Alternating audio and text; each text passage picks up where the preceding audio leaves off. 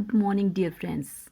At first, most welcome to all of you on my YouTube channel.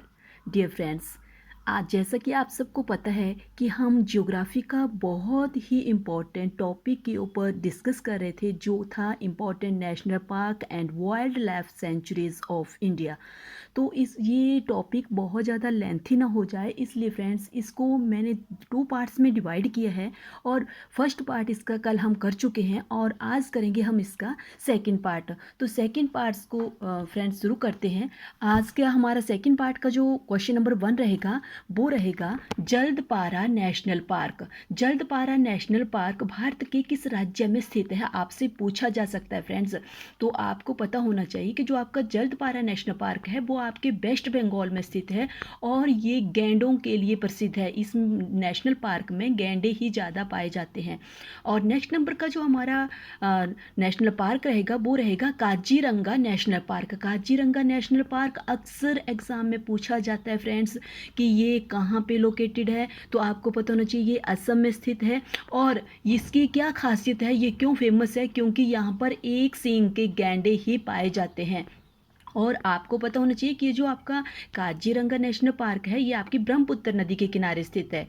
Next जो आएगा हमारा वो आएगा Palamu national park. Friends, Palamu national park आपके झारखंड में स्थित है और भारत सरकार के द्वारा आपको पता होना चाहिए फ्रेंड्स कि जो टाइगर प्रोजेक्ट कानून था उसको 1973 में यानी कि 1 अप्रैल 1973 में इसको लागू किया गया था।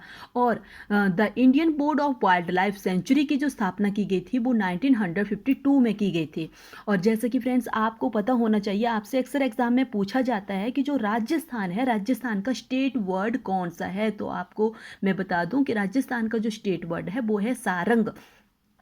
आपसे पूछा जा सकता है नेक्स्ट जो हमारा क्वेश्चन है वो है दच्चीग्राम। मोस्ट इंपॉर्टेंट क्वेश्चन, दच्चीग्राम अभ्यारण्य। दच्चीग्राम अभ्यारण्य जो है वो आपके जम्मू कश्मीर में स्थित है। जम्मू कश्मीर जिसे कि हाल ही में यूटी में तब्दील कर दिया गया है, यूनियन टेरिटरी अर्थात केंद्र शासित प्रदेश में बदल दिया गया है। और इसमें ये जो दच्चीग्राम अभ्यारण्य है इसमें मुख्यतः कश्मीरी मृग पाए जाते हैं।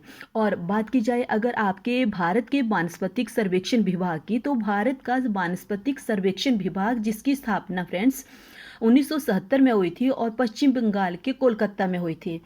आगे चलते हैं हम पलामू अभ्यारण्य। पलामू जो अभ्यारण्य है ये आपके झारखंड में स्थित है और इस अभ्यारण्य में मुख्यतः हाथी, हिरन और तेंदुआ इत्यादि पाए जाते हैं।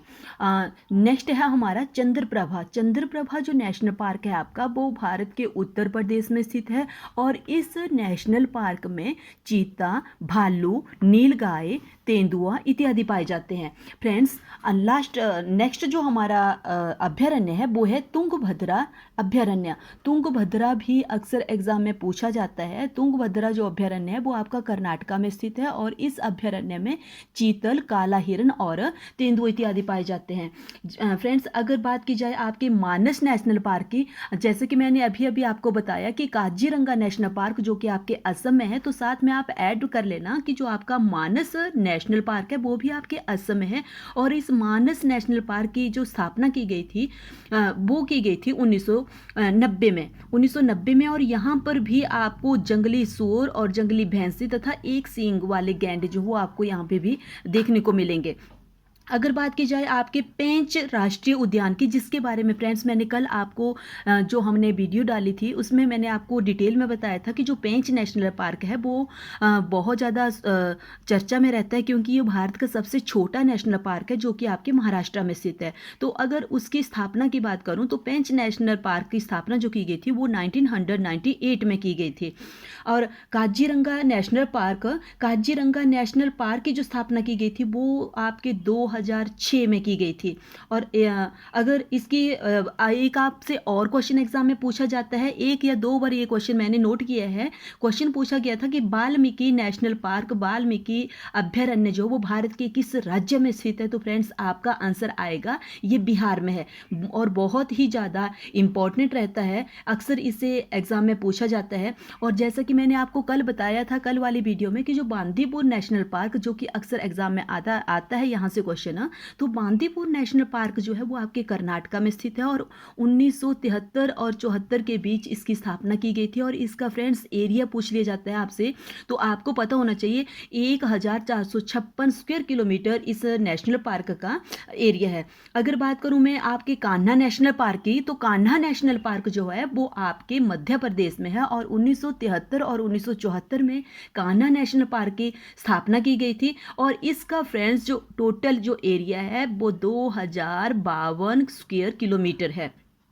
हाँ, और लास्ट में मैं आपको बात बता दूं कि जो नागार्जुन जो सागर श्रीशैलम जो कि आपके आंध्र प्रदेश में है, ये इसकी एग्जैक्ट जो लोकेशन है फ्रेंड्स वो है आपके तेलंगाना में। और इसकी जो स्थापना की गई थी वो की गई थी 1982 और 1983 के बीच।